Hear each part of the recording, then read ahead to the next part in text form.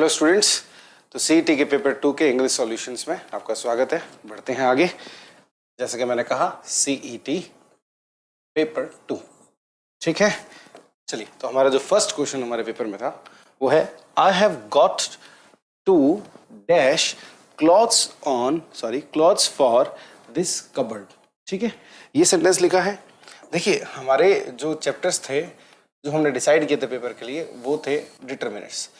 Clothes यहाँ पे एक प्लूरल काउंटेबल नाउन है। अब जब भी डिटर्मिनर का क्वेश्चन होता है वहां पे अगर आप नाउन को देखे बिना सवाल करेंगे तो आपका सवाल कभी सही हो ही नहीं सकता।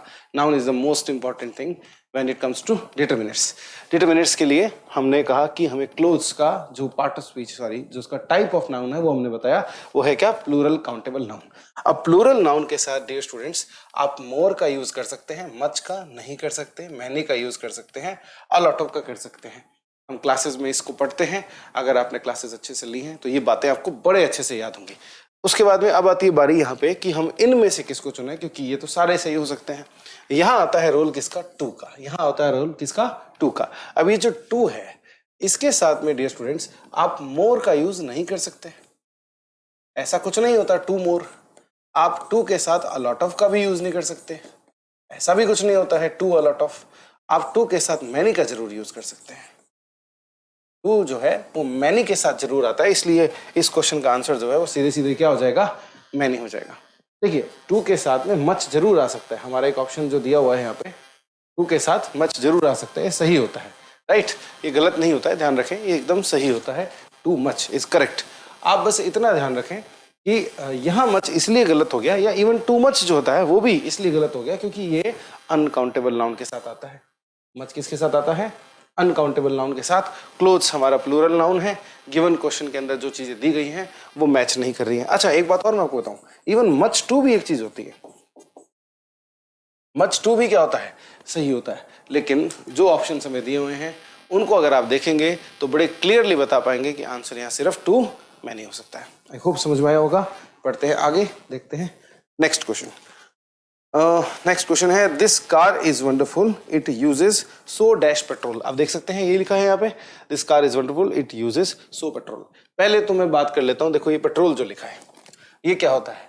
ये अनकाउंटेबल नाउन होता है डियर स्टूडेंट्स। ये क्या होता है? Uncountable noun. और अनकाउंटेबल नाउन के साथ में आप लिटिल लिख सकते हैं, फ्यू नहीं लिख सकते, मैनी नहीं लिख सकते, मच लिख सकते हैं। राइट, तो अनकाउंटेबल नाउन के साथ में ये अपने डिटर्मिनर्स आ सकते हैं। अब आती है बारी किसकी की? किसको यूज करेंगे?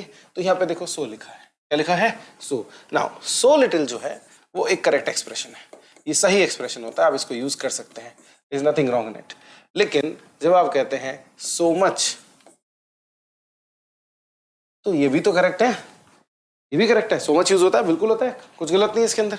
लेकिन फिर ऑप्शन किसको चुने? इस क्वेश्चन का आंसर ये है भाई, लिटिल है। सर ये क्यों होगा? सुने ध्यान से।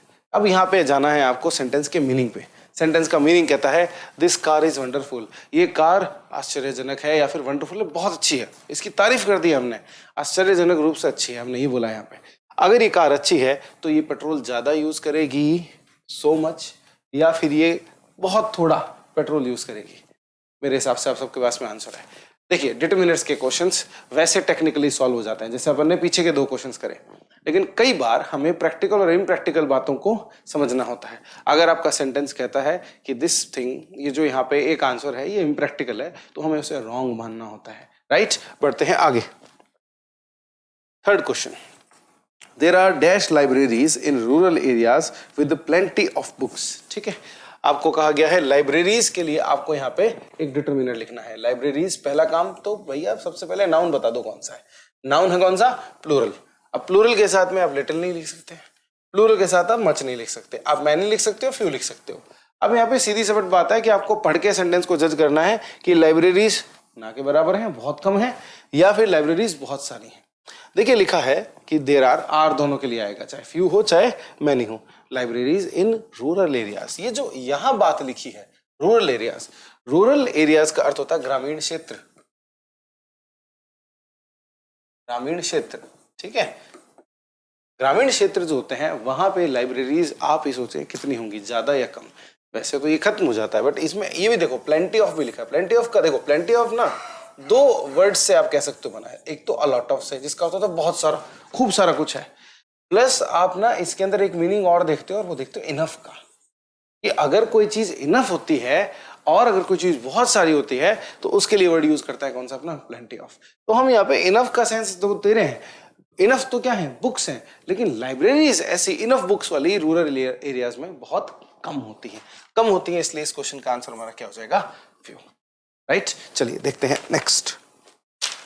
नेक्स्ट क्वेश्चन है आपका, dash care is necessary when handling that delicate machine. तो भैया यहाँ पे इस बार केयर जो वर्ड दिया है, अगर आप इसका नाउन जानना चाहेंगे ये किस तरह का नाउन है, तो ये अनकाउंटेबल नाउन होता है। बोलो कौन सा, अनकाउंटेबल नाउन। अनकाउंटेबल नाउन के साथ में फ्यू नहीं आता, फ्यू नहीं आता, लिटिल आ सकता है, अ लिटिल आ सकता है। अब लिटिल का अर्थ होता है बहुत थोड़ा और या फिर न के बराबर, बहुत थोड़ा या न के बराबर। और ये अ लिटिल जो है ये बड़ा ही न्यूट्रल किस्म का वर्ड होता है, इसका अर्थ होता है बस थोड़ा, थोड़ा या थोड़ी, ऑफ कोर्स थोड़ा या थोड़ी, ये होता है इसका मीनिंग। आप बताएं भाई कितनी केयर नेसेसरी है जब आप एक डेलिकेट मशीन को हैंडल कर रहे हैं, थोड़ी तो चाहिए होगी, ना के बराबर केयर बोलेंगे क्या, हम बोल भी देखिए क्या रहे हैं, डेलिकेट। डेलिकेट का अर्थ होता है कोमल, कोमल का अर्थ होता है बड़े बड़े आसानी से जिस चीज को आप नुकसान पहुंचा सकते हैं, वल्नरेबल इसका एक सिनोनिम हो सकता है। तो अगर कोई ऐसी मशीन है जो बड़ी डेलिकेट है, बहुत इजीली उसके अंदर एरर आ सकती है, तो ऐसी मशीन को कितनी केयर के साथ आप ट्रीट करेंगे, थोड़ी या ना के बराबर ट्रीट, थोड़ी या ना के बराबर केयर, थोड़ी केयर। राइट, चलिए देखते हैं नेक्स्ट क्वेश्चन। अगर आपने यही सब लॉजिक लगाते हुए क्वेश्चन के आंसर लगाए हैं तो आपके बहुत अच्छे नंबर आए होंगे। चलिए देखते हैं next question. I would like to buy dash bananas and a kilo of grapes। थोड़ा सा ध्यान देना चाहिए जब हम एंड जैसे शब्द को यूज कर रहे हैं, ये एंड, और इसके बाद में हम लिख रहे हैं अ किलो ऑफ ग्रेप्स। ग्रेप्स का किलो होना एक अच्छी अमाउंट है, गुड अमाउंट है, मतलब हम ये नहीं कहेंगे कि एक्सॉर्बिडेंट है, बहुत ज्यादा है, अबंडेंट है, रिडंडेंट है, ऐसा नहीं कहेंगे, लेकिन हाँ ये कहेंगे कि बहुत कम भी नहीं है। ठीक है, फिर बनानास लिखा है, बनानास भाई प्लूरल है, सबसे पहला काम तो ये कर लिया करना है। प्लूरल सम के साथ आ सकता है, एनी के साथ आ सकता है, ऑल के साथ आ सकता है, और मैनी के साथ भी आ सकता है। ऑल के साथ जब अपन ये प्लूरल लिखते हैं तो इसके साथ में हम द को देखते हैं, ऑल द प्लूरल हम देखते हैं, इसलिए ये हमारा हो जाता है गलत। अब बाकी के जो है वो मीनिंग देख लीजिए। सम का अर्थ होता है कुछ, एनी का अर्थ होता है कुछ भी, ठीक है ना, और इन जगहों पे आप थोड़ा भी लिख सकते हो, कोई दिक्कत वाली बात नहीं होती, थोड़ा या थोड़ा भी। मैनी का अर्थ होता है बहुत सारा, बहुत सारे कहूंगा मैं, बहुत सारे। तो कौन सा लगा है भाई, आप कितने बनानास खरीदना चाहेंगे 1 किलो ग्रेप्स के साथ में, कुछ भी बनानास, ये कुछ भी बनानास का कोई मीनिंग नहीं बना, ये बहुत सारे बनानास खरीदना चाहेंगे। जैसा कि मैंने आपको बताया अ किलो ऑफ ग्रेप्स एक डिसेंट अमाउंट है, गुड अमाउंट है, बहुत ज्यादा नहीं है, तो हम बहुत ज्यादा वाले ऑप्शन को नहीं चुनेंगे, हम चुनेंगे इसे। मैं आपको ये बात और यहाँ क्लियर कर दूं, हम डिटरमिनर्स चैप्टर पढ़ते हैं या हम ऑब्जेक्टिव इंग्लिश पढ़ते हुए कई बार ये गलतियां करते हैं, ये समझ के कि इस क्वेश्चन का अगर ये सही आंसर है तो ये गलत है। कई बार वीकर ऑप्शंस होते हैं, जस्ट बिकॉज ये जो सेंटेंस है इसकी वाइब यानी कि इसके अंदर जो भावना है वो इस तरह की व्यक्त की जा रही है कि जहां पे हम सम के साथ बेहतर सेंटेंस बना पाएंगे, बस इसीलिए सम आंसर है, ये गलत नहीं है, ध्यान दीजिएगा। देखते हैं next, there is dash information. देखो कई बार स्टूडेंट गलती करते हैं, इंफॉर्मेशन को वो काउंटेबल समझ लेते हैं, भाई साहब ये काउंटेबल नहीं है, अनकाउंटेबल होता है। राइट, अनकाउंटेबल है इंफॉर्मेशन। इंफॉर्मेशन के लिए मैनी आ सकता है क्या, नहीं, मैनी सिर्फ प्लूरल के साथ आता है, मैनी सिर्फ प्लूरल के साथ आता है, अ फ्यू सिर्फ प्लूरल के साथ आता है, ये भी डिलीट। नो आ सकता है, नो जो है अपन कह सकते हैं ये आता है अनकाउंटेबल के साथ, सिंगुलर के साथ और प्लूरल, तीनों के साथ आ सकता है। उसके बाद में द लिटिल की बारी, द लिटिल जो है वो अनकाउंटेबल के साथ आ सकता है। तो हमारे पास में दो ऑप्शन है, मतलब राइट। लेकिन ये जो द लिटिल है इसको हम सिर्फ तब यूज करते हैं जब हमारे नाउन को, ये जो नाउन है ये, इसे किसी तरीके से स्पेसिफिक बनाया गया हो। अगर नाउन के बारे में जितना उतना वाला सेंस अगर आता हो ना, तब अपन को यहाँ पे क्या करना होता है, द लिटिल का यूज करना होता है। हम ऑफलाइन क्लासेस में काफी प्रैक्टिस करते हैं द लिटिल और द फ्यू को सीखने की, आप अपने ऑफलाइन क्लासेस में इसे पढ़ चुके हैं। इन केस आपको ये पढ़ना है तो आप कमेंट जरूर करें, मैं आपको ये बहुत अच्छे से क्लियर करूंगा कि कब हमें द लिटिल को यूज करना होता है। बस इतनी सी बात है कि ये अगर यहाँ जितना उतना का सेंस होता कि जितनी इंफॉर्मेशन है उतनी करके अगर एक सेंटेंस होता तो हम 100% यहाँ पे द लिटिल को चुनते हैं, जो कि यहाँ पे नहीं है। यहाँ जितना उतना का मीनिंग नहीं है, यहाँ पे सिंपली अपन कह रहे हैं कि कोई इन्फॉर्मेशन नहीं है, ये एक मीनिंगफुल सेंटेंस है, इस कारण से ये नो हमारा आंसर हो जाएगा। आई होप बड़े अच्छे से समझ में आया होगा। देखते हैं नेक्स्ट क्वेश्चन। चलिए अगला है she has hardly, just a minute, she has hardly dash money. चलिए तो ऑप्शंस हैं सम, अ लिटिल, एनी और अ फ्यू। इसको तो क्वेश्चन को देखो एक चुटकी में खत्म करेंगे अपन, जरा ध्यान से देखना। अगर इस वर्ड के बारे में जानते हो, हार्डली ये जो वर्ड लिखा हुआ है ये होता है क्या, एक किस्म का नेगेटिव वर्ड। कैसा होता है भैया, ये बोलो, याद करो कैसा होता है, नेगेटिव वर्ड। अगर ये नेगेटिव है ना तो अगली बात ये सुनो कि जो सम है, जो अ लिटिल है और अ लिटिल के सारे भाई, अ लिटिल, लिटिल और द लिटिल, और अ फ्यू है और इसके भी दोनों भाई फ्यू, अ फ्यू और द फ्यू, ये नेगेटिव सेंटेंसेस में नहीं लिखे जा सकते। ये सब के सब हो गए डिलीट। हमारे क्वेश्चन का आंसर हो गया क्या, एनी। मात्र हार्डली वर्ड को देख के हमने इस क्वेश्चन को लगा दिया। और इसीलिए कई बार स्टूडेंट्स इस तरह का कोई एक ट्रिक भी बना के रखते हैं। ये ट्रिक भी आप याद कर सकते हैं कि हार्डली के साथ हमेशा एनी आता है। हर बार नहीं होता बट हम कह सकते हैं कि ऐसा है। हाँ, ये जो बाकी के ऑप्शन है ये हार्डली के साथ कभी नहीं आ सकते, ये बात हम 100% श्योर होके कह सकते हैं। देखते हैं next question, just a minute. हाँ जी, 8th क्वेश्चन देखते हैं। ये लिखा है there is, sorry, he spends है क्या, ओके ये रहा, he spends dash his time watching television. तो भाई यहाँ पे ना ये जो हिज टाइम लिखा है, ये टाइम हमारा नाउन है और ये अनकाउंटेबल है, ठीक।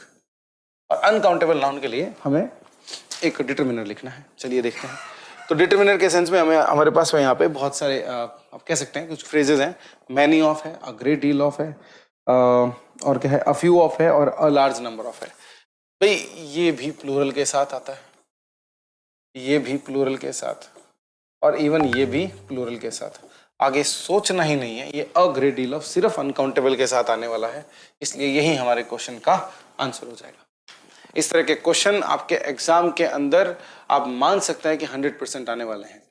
पहले के जो एग्जाम्स आज तक हुए हैं, सीईटी के प्रीडिसेसर, हम एलडीसी, पटवारी या ग्राम सेवक जैसे एग्जाम्स को कह सकते हैं, और इन एग्जाम्स में इस तरह के क्वेश्चंस देखे गए हैं। इसीलिए हमें तैयार रहना है ताकि इस सीईटी के पहले एग्जाम के अंदर ही हमें सिलेक्ट होना है।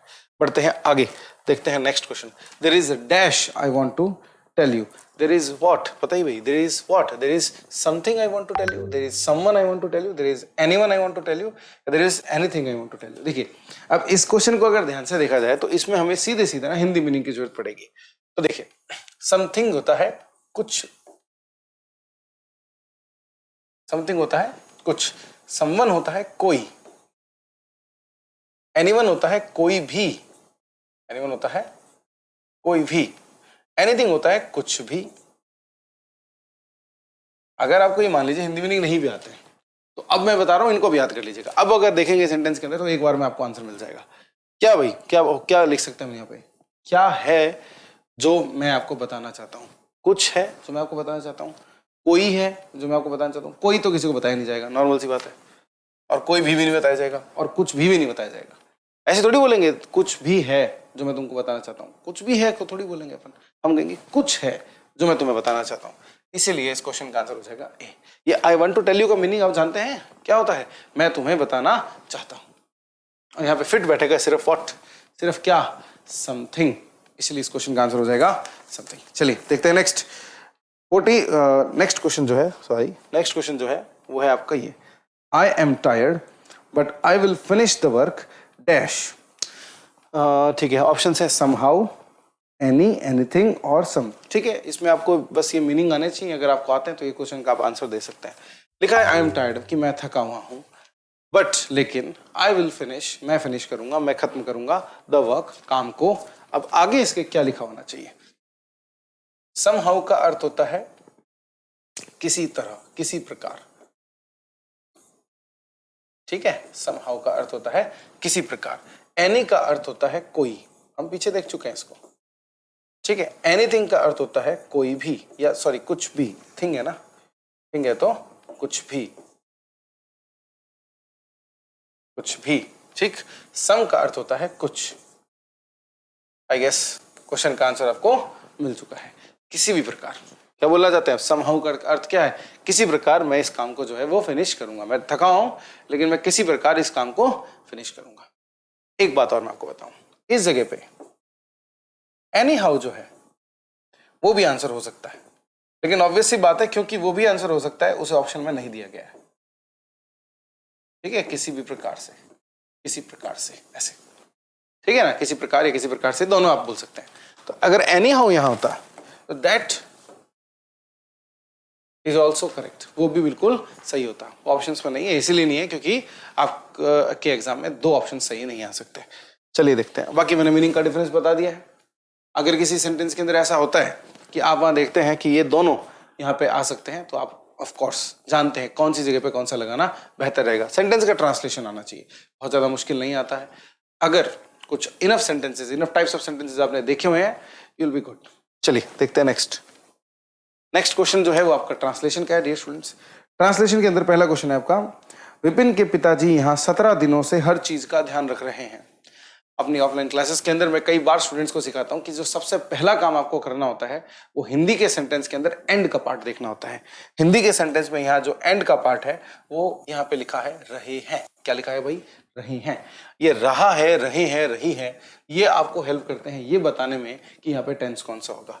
ये रहा है या रहे हैं हम कह सकते हैं, बताता है आपको कि यहाँ पे या तो रहा है या तो होगा कौन सा, continuous tense, sorry present continuous tense. Clear बता दें आपको, प्रेजेंट कॉन्टिन्यूस टेंस। और दूसरा यहाँ पे जो टेंस हो सकता है वो हो सकता है present perfect continuous tense. Present perfect continuous tense. कितनी बात समझ में आई है? दो हो सकते हैं भाई, एक तो ये और एक ये। अब इन दोनों में जो डिफरेंस होता है वो ये होता है कि प्रेजेंट परफेक्ट कॉन्टिन्यूस में टाइम को मेंशन किया जाता है कि जो ड्यूरेशन है या जो स्टार्टिंग पॉइंट है उसको मेंशन करते हैं हम। जरूरी नहीं होता है, लेकिन अगर मेंशन कर दिया जाए तब ये बात जरूरी हो जाती है कि परफेक्ट कॉन्टिन्यूस ही सही हो सकता है। इनफैक्ट हम टेंस के ग्रामर के क्वेश्चंस में इस बात को पढ़ते हैं कि अगर किसी तरीके से टाइम को यानी ड्यूरेशन को या फिर स्टार्टिंग पॉइंट को कॉन्टिन्यूस टेंस में साथ में लिख दिया जाए तो वो बिल्कुल गलत होता है। अब जब ये बात आपको समझ में आ जाती है कि यहाँ पे परफेक्ट कॉन्टिन्यूस ही हमारा सही होना चाहिए, और उसका रीजन क्या है कि यहाँ पे आप देख सकते हैं लिखा है 17 दिनों से। आप सब लोग इस बात को जज करना जानते हैं कि इस सेंटेंस में हिंदी में भी जब आप इसे पढ़ते हैं तो आप बता सकते हैं कि यहाँ पे एक्शन यानी कि जो क्रिया है उसकी अवधि बताई जा रही है। अगर अवधि बताई जा रही है तो कॉन्टिन्यूस टेंस गलत हो गया। अब हमारा क्लियर कट आंसर है कौन सा, प्रेजेंट परफेक्ट कॉन्टिन्यूस। ढूंढो और खत्म करो। ये देखो हैज बीन लुकिंग यहाँ लिखा है, हैज बीन लुकिंग यहाँ भी लिखा है, और हैव बीन लुकिंग, देखो विपिन्स फादर जो है उसके साथ हैव नहीं लिख सकते आप, इसलिए हो गया ऑप्शन डिलीट। इसमें भी हैव बीन लुकिंग लिखा है, राइट, जो कि वन सेकेंड हो गया गलत। विपिन्स फादर के साथ हैज आ सकता है, दोनों में हैज आया है। एक में आया है गाइस फॉर और एक में आया है गाइस सिंस। ये जो 17 डेज है, 17 दिन, राइट, 17 डेज, ये है एक तरह का ड्यूरेशन। ये है क्या? एक तरह का ड्यूरेशन। और ड्यूरेशन को दिखाने के लिए फॉर का यूज किया जाता है। ड्यूरेशन को दिखाने के लिए फॉर का यूज किया जाता है। क्वेश्चन का आंसर आ चुका है आपका ए। आई होप आपको ये वाला समझ में आया होगा, अच्छे से देख सकते हैं, आप चाहें तो इसका स्क्रीनशॉट भी ले सकते हैं। चलिए नेक्स्ट देखते हैं। नेक्स्ट क्वेश्चन हमारा इंतजार कर रहा है, क्वेश्चन नंबर 12th। चलिए क्वेश्चन नंबर 12। कार्यालय की टिप्पणी से मैं पूर्णतः सहमत हूं, इस वाक्य का अंग्रेजी रूपांतरण होगा। भाई इस वाक्य का आपको अंग्रेजी रूपांतरण करना है। मैं हमेशा कहता हूं ट्रांसलेशन अगर हिंदी टू इंग्लिश करना है, लास्ट का पार्ट देखो, लास्ट के पार्ट में लिखा है क्या यहाँ पे, हूं, और साथ में क्या लिखा है, सहमत हूं। सहमत होने के लिए जो वर्ड है वो गाइस होता है अग्री। सहमत होने के लिए जो वर्ड है वो कौन सा होता है, अग्री। तो चलो देखते हैं ऑप्शंस में। यहाँ लिखा है डिसअग्री। ये जो डिसअग्री है भाई ये तो अग्री का उल्टा होता है, बट चलो फिर भी एक बार इसको छोड़ देते हैं। लेकिन यहाँ लिखा है ना ये जो डिसेंट, ये डिसेंट का कोई सेंस नहीं बनता यहाँ पे। डिसेंट वर्ड का मतलब होता है मतभेद। डिसेंट वर्ड का मतलब क्या होता है, मतभेद। तो ये फालतू में आया हुआ ऑप्शन, इसको तो डिलीट करेंगे सबसे पहले। आई फुली एग्री, ये हमारा ऑप्शन हो सकता है, और उसके बाद में लिखा है आई अग्री, ये भी हमारा ऑप्शन हो सकता है। बाकी का काम खत्म कर देगा ये शब्द, ये पूर्णतः। पूर्णतः आपको एक ही ऑप्शन में दिख रहा है, आप बता सकते हो कौन सा है करेक्ट। बिल्कुल, मैं जानता हूं आप सभी का यही आंसर होगा, और आंसर होगा आपका सी। चलिए देखते हैं नेक्स्ट। अंटिल सी, सॉरी आप भी देखें, until she returns my money I shall keep her books with me. ये हमारा सेंटेंस यहाँ पे लिखा हुआ है, और ऑप्शंस जो हैं वो कहते हैं जब तक वह उसका धन वापस नहीं करेगी मैं उसकी किताबें बेच दूंगा। भाई अगर देखें तो वह वापस करने की उसकी बात तो हो रही है, लेकिन ये जो धन है ये तो मेरा है भैया, मेरा धन है। तो ये मेरा धन नहीं, उसमें उसका धन लिखा हुआ है, डिलीट हो गया। सही बात है। नेक्स्ट क्वेश्चन देखेंगे, नेक्स्ट ऑप्शन देखेंगे, जब तक वह मेरा धन नहीं लौटाएगी। हाँ, अब यहाँ पे बात सही जा रही है, मेरा धन नहीं लौटाएगी, मैं उसकी किताबें अपने पास रखूंगा, I shall keep her books with me, ये भी यहाँ पे बैठ रहा है, ये हमारा सही ऑप्शन हो सकता है, हम फिर भी चेक कर लेते हैं दूसरे। जब तक वह मेरा धन नहीं लौटाएगी, यहाँ तक चीजें ठीक है। मैं उसकी किताबें बेच दूंगा, बेचने की बात नहीं हुई है यार, ऐसे मत करो। यहाँ पे कीप लिखा हुआ है, कीप का अर्थ रखना होता है। कीप का अर्थ क्या होता है? रखना। मैं इधर लिखता हूँ आपके लिए, कीप का अर्थ क्या होता है? रखना। तो बेचने की बात नहीं होगी यार, यहाँ पे ये गलत है। और सेम बात अगर आप ध्यान से देखेंगे इसमें, यहाँ पे क्या लिखा है? जब तक मैं उसका धन नहीं लौटाऊंगा। एक मिनट को मैं आपको ये दिखाता हूँ ऑप्शन, एक मिनट लगेगा मेरे को।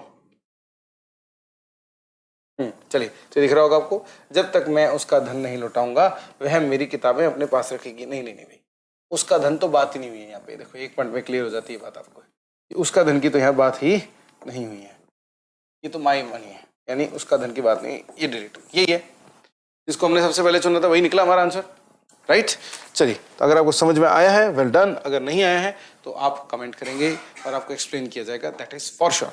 चलिए देखते हैं नेक्स्ट क्वेश्चन। नेक्स्ट क्वेश्चन है, एक घड़ी 10% के लाभ पर बेची गई। ठीक है, ओके, यहाँ पे लिखा है एक घड़ी 10% के लाभ पर बेची गई, 10% के लाभ पर बेची गई। ये जो साउंड है गाइस, ये जो बेची गई, ये जो साउंड है, ये अगर आपने साउंड्स अच्छे से टेंस की याद की हुई है तो ये क्वेश्चन 1 मिनट में खत्म हो जाएगा। देखना आप जरा, अगर ये तरीका आपको आता है तब तो अच्छी बात है, नहीं तो मैं दूसरा तरीका ही बताता हूँ, डोंट वरी। बेची गई, ये एक्शन जो है यहाँ पे बेचना है, लेकिन बेचने का एक्शन नहीं बताया गया है, बेचे जाने का एक्शन बताया गया है। और जब ऐसा होता है तो हम पास्ट सिंपल पैसिव स्ट्रक्चर को यूज करेंगे। कोई काम किया गया, अगर इस तरह का कुछ आता है, कोई काम किया गया, किसी ने कोई काम किया, वो एक्टिव वॉइस होगी। कोई काम किया गया अगर अपन बोलेंगे किसी के द्वारा, तो अपन बोलेंगे यहाँ पे पैसिव वॉइस का यूज हुआ। कोई काम किया गया है, घड़ी बेची गई है, तो यानी कि यहाँ पे पैसिव वॉइस आएगी। अगर पैसिव वॉइस आएगी तो अब कोई 1 मिनट में पता चल जाएगा। पास्ट सिंबल के पैसिव वॉइस जो है वो होता है भाई वॉज वर प्लस V3। एक ही ऑप्शन दिखेगा आपको, देखो वॉज वर प्लस V3 के साथ में, ये वॉज के साथ में ये फर्स्ट फॉर्म होती है, इसको डिलीट कर दिया। ये वॉज के साथ थर्ड फॉर्म, यही हमारा आंसर है। ये वॉज के साथ थर्ड फॉर्म तो है, लेकिन ये बीच में ये देखो एक कीटाणु आ रखा है बीइंग, ये नहीं आएगा। इसके बाद में लिखा है अ शॉपकीपर सोल्ड, शॉपकीपर की बात ही नहीं हुई है, क्या फालतू, इतना कुछ नहीं देखेंगे, ये तो 1 मिनट में देख लेने वाली चीज है, इतनी जल्दी से हो जाता है क्वेश्चन। बाकी मैं जो दूसरी बात आपको बताया था वो यही थी कि आपको पता होना चाहिए कि यहाँ पे पास्ट की बात हो रही है, ये कुछ होता ही नहीं इंग्लिश के अंदर, वॉज के साथ फर्स्ट फॉर्म आती ही नहीं कभी, वॉज के साथ थर्ड फॉर्म फिर भी कुछ होता है। वॉज के साथ बीइंग प्लस सोल्ड जो है वो पास्ट कॉन्टिन्यूस होता है, उसमें कॉन्टिन्यूस में रहा था जैसे साउंड आनी चाहिए थी, वही नहीं है। और शॉपकीपर की बात नहीं हुई है, तो ये रूल आउट करके भी ऑप्शंस को आप इस क्वेश्चन को कर सकते थे। Question was pretty easy. देखते हैं नेक्स्ट क्वेश्चन है आपका, this is not admissible under the rules. ठीक है, this is not admissible under the rules. Okay, तो यहाँ पे ये जो अंडर द रूल्स लिखा है, इसी को ऑप्शन में ढूंढोगे तो आपका देखो काम खत्म हो जाएगा। लिखा है अंडर द रूल्स, तो नियम विरुद्ध एक जगह लिखा हुआ है, रूल्स के तहत, नियम अनुसार नहीं एक लिखा है, नियम के अधीन, नियमों के अधीन। अब जब ये चीज देख ले तो यही आपकी बात जो है क्लियर हो जाती है। अंडर द रूल्स के लिए जो एक परफेक्ट तरीका है, सही एक आप कह सकते हैं ट्रांसलेशन है, वो है क्या, नियमों के अधीन। बाकी की भी चीजों को चेक कर लीजिए आप, यह नियम के अधीन। देखो पहली बात तो नियम नहीं है, नियमों है, यानी कि देखो रूल्स है ना, रूल्स है तो नियम तो होने से ही रहे, ये तो ये डिलीट हो जाता है, राइट। नियम अनुसार प्रस्तुत नहीं, प्रस्तुत नहीं, एडमिसिबल का अर्थ जो होता है वो होता है स्वीकार करना, तो स्वीकार करने की बात हो रही है, प्रस्तुत करने की तो बात ही नहीं हो रही है। ठीक है, ये स्वीकारने योग्य जरूर लिखा है, यहाँ पे लिखा है यह नियम विरुद्ध, ये नियम विरुद्ध, ये हिंदी में ही सेंटेंस गलत है, इस तरीके से नहीं बोले जाते हिंदी के अंदर, स्ट्रक्चर हिंदी का ही गलत हो जाता है, इसलिए हम कहेंगे ये भी गलत है। इस तरीके से हमारे क्वेश्चन का आंसर हो जाएगा क्या, ये परफेक्ट तरीके से बिल्कुल। एडमिसिबल के लिए स्वीकार्य लिखा है यहाँ पे, नॉट के लिए नहीं आया है, और अंडर द रूल्स के लिए नियमों के अधीन है। जब ये समझ लेते हैं अच्छे से तो देखते हैं, आइए नेक्स्ट क्वेश्चन। नेक्स्ट क्वेश्चन बोलता है विमति टिप्पणी को भाई इंग्लिश में क्या कहेंगे। विमति टिप्पणी, देखिए ये जो विमति है इसका मतलब ही मतभेद होता है भाई, इसका मतलब ही क्या होता है, मतभेद। और अभी थोड़ी देर पहले हमने मतभेद के लिए एक वर्ड लिखा है, ये तो उधर कहीं नहीं जाएंगे, ये लिखा हुआ, ये हमारे क्वेश्चन का आंसर हो गया। भाई रिफ्यूजल जो होता है वो होता है मना करना। रिफ्यूजल जो है वो क्या है? मना करना, राइट। सैंक्शन जो है वो क्या है? प्रतिबंध है। सैंक्शन क्या है? प्रतिबंध। और नेगेशन क्या है? नेगेशन है नकारना। नेगेशन का अर्थ क्या है? नकारना।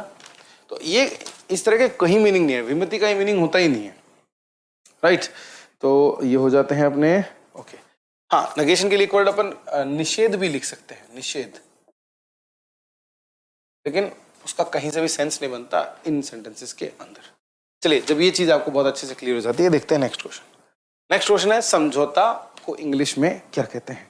समझौता को इंग्लिश में क्या कहते हैं? ठीक है, वैसे तो सीधा सीधा वर्ड है भाई, अगर आपको आता है तो 1 मिनट में ये क्वेश्चन सॉल्व हो जाता है, ग्लॉसरी का क्वेश्चन बन जाता है। समझौता को इंग्लिश में एग्रीमेंट कहते हैं, और ज्यादातर स्टूडेंट्स इस बात को जानते हैं, कहीं ये मुश्किल चीज नहीं है, कहीं से भी अपन कह सकते हैं। देखिए, और अपने जो ऑप्शंस हैं उनको देख लेते हैं जरा। अचीव का अर्थ होता है प्राप्त करना। अचीव का अर्थ क्या होता है? प्राप्त करना, ठीक है। एस्टेब्लिशमेंट का अर्थ होता है स्थापना। एस्टेब्लिशमेंट का अर्थ हिंदी में होता है क्या? स्थापना। और एक्नॉलेजमेंट का अर्थ होता है, एक मिनट, एक्नॉलेजमेंट का अर्थ, यस, स्वीकृति, बिल्कुल। एक्नॉलेजमेंट के लिए हिंदी में वर्ड हो जाएगा क्या? स्वीकृति। ये हो गया, देखो। तो इनमें से कोई भी मैच नहीं करता भाई समझौता से, आप भी जानते हैं, मीनिंग ही दूर दूर तक का नहीं है, तो ये हमारा आंसर हो जाएगा। नेक्स्ट देखते हैं, समझौता के बाद में अदेय प्रमाण पत्र लिखा है, अदेय प्रमाण पत्र। तो ये जो हमें ऑप्शंस दिए गए हैं उनमें बड़े ही क्लियर तरीके से हम कह सकते हैं हमारा क्वेश्चन का जो आंसर है वो है क्या? No dues certificate. लेकिन फिर भी मान लीजिए अगर मुझे दूसरे जो है इनके ट्रांसलेशन आपको बताने हो, तो देखो, इनकम का अर्थ आय होता है, ठीक है ना, तो आय का प्रमाण पत्र ये हो जाएगा। और आय नहीं होगी तो ना, अगर आय ना हो तो उसके लिए अपना प्रमाण पत्र ये हो जाएगा। और ऑब्जेक्शन जो है, ऑब्जेक्शन के लिए हम कह सकते हैं, जस्ट मिनट, ऑब्जेक्शन, देखिए ऑब्जेक्शन का अर्थ होता है किस तरह की रोक लगाना, कि जो रोक का कोई प्रमाण पत्र हो, कि रोका गया भाई, इसका कोई प्रमाण पत्र हो तो, और वो रोक भी कैसी है? नो, यानी कि कोई रोक ना हो, बिना रोक टोक के अगर किसी काम को किया जा सकता है, तो उसके लिए जो सर्टिफिकेट चाहिए वो अपना हो जाएगा नो ऑब्जेक्शन सर्टिफिकेट, जो कि बहुत ही फेमस चीज़ है, एनओसी बोलते हैं इसको, आप लोग अच्छे से जानते हैं।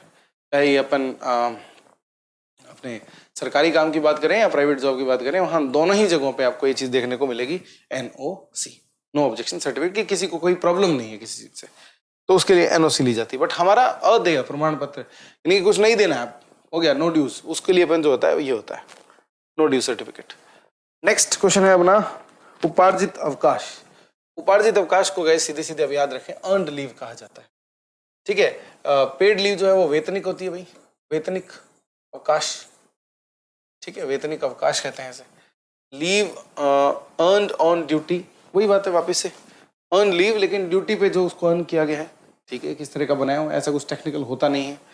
Leave for which payment is made, leave जिसके लिए पेमेंट बनाई जाती है। तो ये तो आपने इसका वन वर्ड लिख दिया, ठीक है ना, ये तो आपने वन वर्ड को डिस्क्राइब कर दिया, इस वन वर्ड को डिस्क्राइब कर दिया, और ये नहीं पूछा गया था, कहा था कि इसका ट्रांसलेशन करें, बात तो सेम है इसके अंदर, लेकिन फिर भी हम यहाँ पे जो आंसर लिखेंगे वो लिखेंगे अर्नड लीव।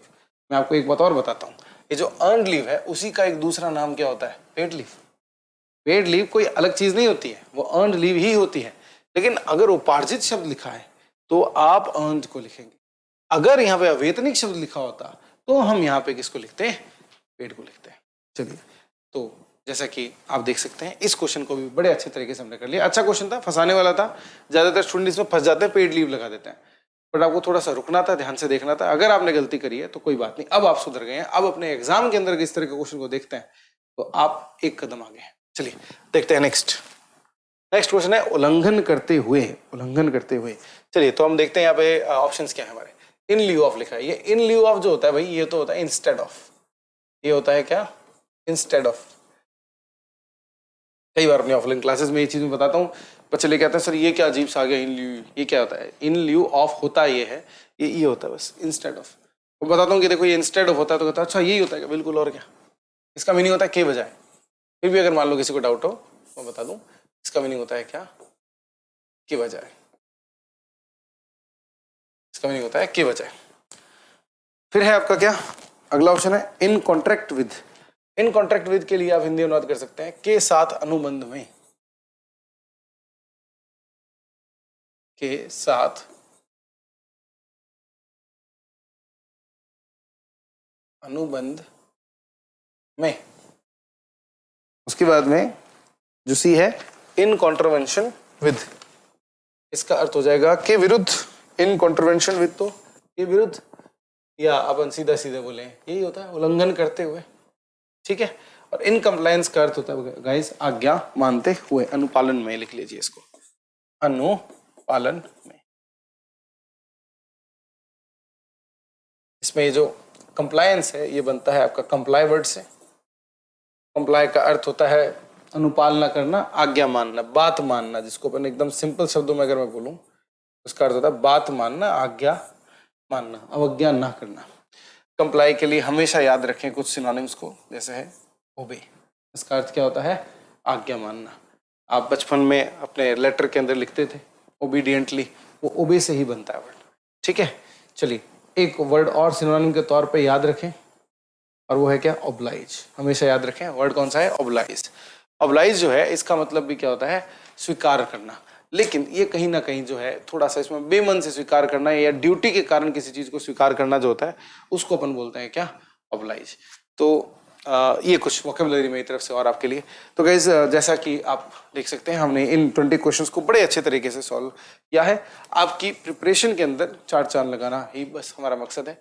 तो अब आप आगे के सॉल्यूशंस देखिए। Thank you.